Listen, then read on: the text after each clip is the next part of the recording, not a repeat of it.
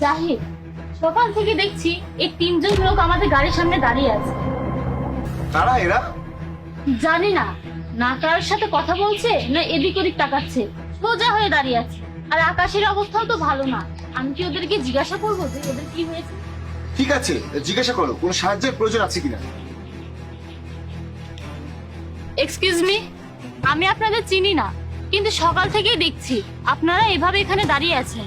আকাশের অবস্থাও তো ভালো না। যদি আপনাদের টাকা পয়সা, ক্ষুধা বা অন্য কোনো হেল্প লাগলে আপনারা আমার সঙ্গে আমার বাসায় চলুন, কিছু খেয়ে নেবেন।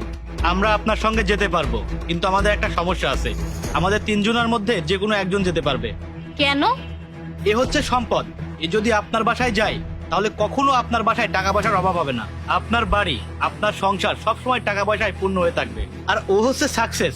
আপনি যে কাজই করবেন সব সময় সেই কাজের মধ্যে সাকসেস হবেন। আর আমি ভালোবাসা। আমি যদি আপনার বাসায়